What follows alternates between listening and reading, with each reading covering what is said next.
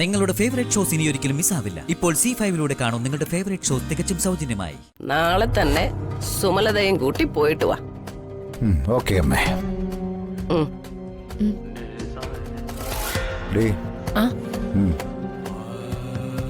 നാളെ പോകാനുള്ള ഒരുക്കങ്ങളൊക്കെ ചെയ്തു. ശരി.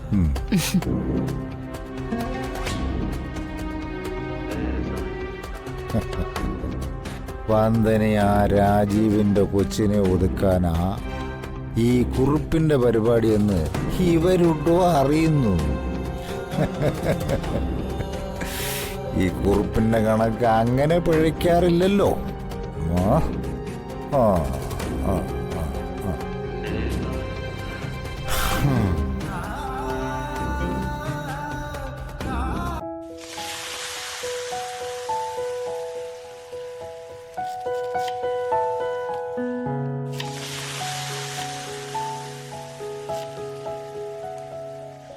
വന്ദന ഈ അവസ്ഥയിൽ നിൽക്കുമ്പോ ഓണാഘോഷ സദ്യയൊന്നും വേണ്ടാന്ന് വെച്ചതാ.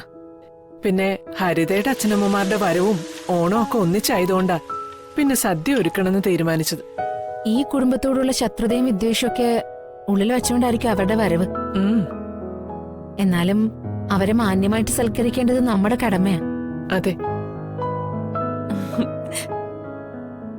അമ്മ എങ്ങനെയുണ്ട്? കൊള്ളാവോ? കൊള്ളാവോ? ഹായ് പപ്പടും. അച്ഛനും അമ്മയും ആദ്യമായിട്ട് വന്ന് കയറുമ്പോ ആഹാരത്തിന്റെ കാര്യത്തിനും ഒന്നിനും ഒരു കുറവും വരരുത്. ഒരു കാലത്തും അടുക്കള കാണാത്തവര് ഇപ്പോഴെങ്കിലും വന്നല്ലോ. ഇന്ന് കാക്ക മലർന്നു പറക്കും. ദേ ചേച്ചി വെറുതെ വെറുപ്പിക്കുന്ന വർത്താനം പറയരുതേ. പറയുന്നതാണോ കുറ്റം? അടുക്കളയിൽ എന്നത്തെക്കാളും 5 ഇരട്ടി പണിയുണ്ടെന്ന്. നിന്റെ അച്ഛനമ്മമാരെ സൽക്കരിക്കാനാ ഇതൊക്കെ പഠിച്ചുണ്ടാക്കുന്നേ. അതോർത്തെങ്കിലും പണിയിൽ ഞങ്ങളൊന്ന് സഹായിച്ചൂടെ? അതിന്റെ ഒന്നും ആവശ്യമില്ല. പാചകക്കാര്യത്തില് അമ്മയ്ക്ക് നല്ല കൈപുണ്യമുണ്ട്. പിന്നെ ചേച്ചിയുടെ അമ്മയ്ക്കും വീട് തോറും നടന്ന പാചക പണിയല്ലേ. ആ പാരമ്പര്യ ഗുണം ചേച്ചിക്കും ഉണ്ടാവുമല്ലോ. ഒന്ന് നിന്നേ. നീ എന്താ പറഞ്ഞത്? എന്റെ അമ്മ വീട് തോറും നടന്ന് പാചകപ്പണി ചെയ്യാണെന്നോ? അതേടി, അതിനൊരു കുറച്ചിലുമില്ല. എന്ത് പണിയാണെങ്കിലും മാന്യമായിട്ട് സമ്പാദിച്ച് ജീവിക്കുന്നത് അന്തസ്. വലിയ തറവാട്ടുകാരി ചമഞ്ഞ് മേലനങ്ങാതെ തിന്നും കുടിച്ച് നടക്കുക. അതാ ഏറ്റവും മോശമായ ഏർപ്പാട്. കാശ് എണ്ണി കൊടുത്തിട്ടാ ഞാൻ തിന്നു മുടിക്കുന്നെ. അതിന് പോക്കില്ലാത്തവര് അങ്ങനെ കേമത്തം ചമയണ്ട. ഇവിടുത്തെ എല്ലാ ചുമതലകളും ഏൽക്കേണ്ടത് നീയാ. ആ നീയാ എപ്പോഴും വിട്ടുവീഴ്ചയ്ക്ക് തയ്യാറാവേണ്ടത്.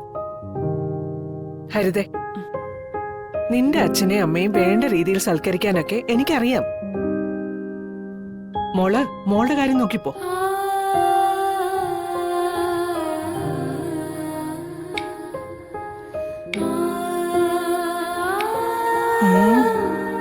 അങ്ങനെ ഒരു ഓണത്തല്ല് ഒഴിവായി.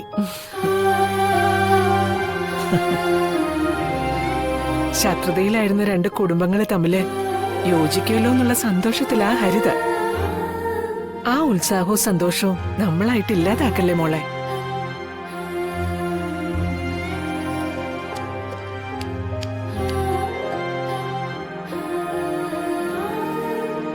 വന്ദനയുടെ കല്യാണത്തിന് എന്റെ അമ്മയെ ക്ഷണിക്കാൻ ആർക്കും നേരം കിട്ടിയില്ല. ഹരിതയുടെ വീട്ടുകാരെ പോയി ക്ഷണിച്ചു. ഇപ്പൊ ഓണം ആഘോഷിക്കാനും ക്ഷണിച്ചിരിക്കുന്നു. ഇത് പക്ഷഭേദമല്ലേ അച്ഛമ്മേ? മോളെ, ചന്ദ്രിക എന്ത് ചെയ്താലും അതിന്റെ പിന്നിലെ ഒരു കാര്യവും കാരണം ഉണ്ടാവും. അന്യായമായിട്ട് അവൾ ഒന്നും ചെയ്യത്തില്ല. ഹരിതയുടെ വീട്ടുകാരെ സൽക്കരിക്കുന്നതിന്റെ പിന്നിലെ അവളുടെ ന്യായം എന്താണെന്നൊന്ന് അറിയട്ടെ. അതുവരെ പരാതി ഒന്നും പറയരുത്. എന്റെ കൃഷ്ണ.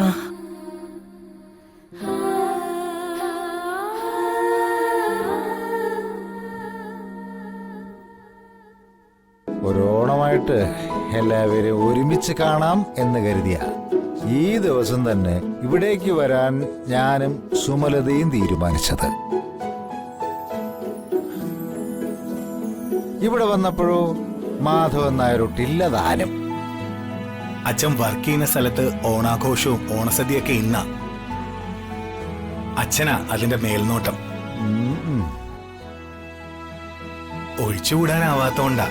നിങ്ങൾ പോകുന്നതിന് മുമ്പ് അച്ഛൻ എന്തായാലും എത്തും അല്ലേ അമ്മേ? അതെ. തിരക്കിനിടയില് കാര്യങ്ങളൊന്നും അറിഞ്ഞില്ല. ഹരിത മോള് വന്ന് പറഞ്ഞപ്പോഴാ പ്രശ്നത്തിന്റെ ഗൗരവം മനസ്സിലായത്.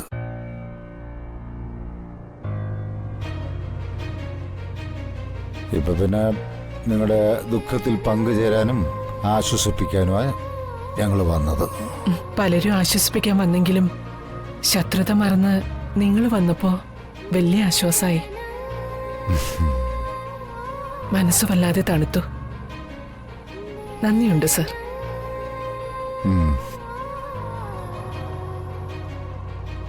അച്ഛാ, ഇതാ വന്ദനേച്ചി.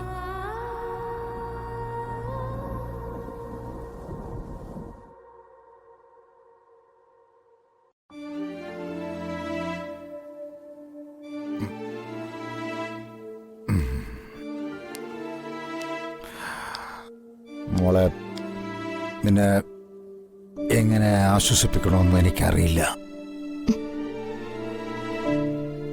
കല്യാണം നടക്കാതെ നീണ്ട കാത്തിരിപ്പ്, ഒടുവിൽ കല്യാണം ഒത്തുവന്നപ്പോ ഒരു ദുരന്തവും. ആപത്ത് വന്ന കൂട്ടത്തോടെ എന്നല്ലേ പറയുന്നത്? ഇപ്പൊ നടന്ന ആപത്തൊക്കെ ഒരു നല്ല കാലം വരുന്നതിന്റെ മുന്നോടിയായി കണ്ടാ മതി. എല്ലാം മാറും. നല്ലൊരു ബന്ധവും കിട്ടും മോക്ക്.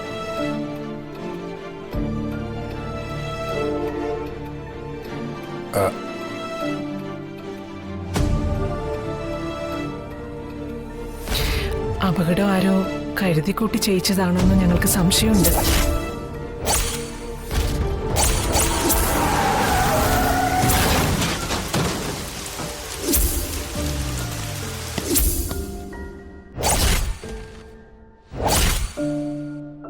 അപകടം നടന്ന ഉടനെ ആരെങ്കിലും ഒന്ന് ഹോസ്പിറ്റലിൽ എത്തിച്ചിരുന്നെങ്കിൽ രാജീവും വിദ്യാമയും രക്ഷപ്പെട്ടേനെ.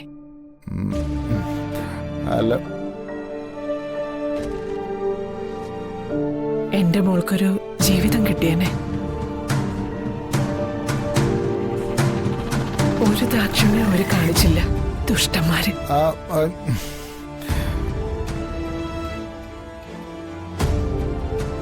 അപകടപ്പെടുത്തിയവരാരായാലും അവരുടെ കുടുംബത്തിന് ഗുണം പിടിക്കില്ല,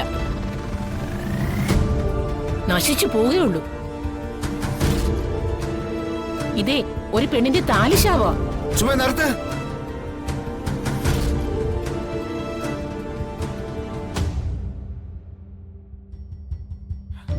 ആരെന്നറിഞ്ഞിട്ടാ നീ ഇങ്ങനെ ശപിക്കുന്നേ?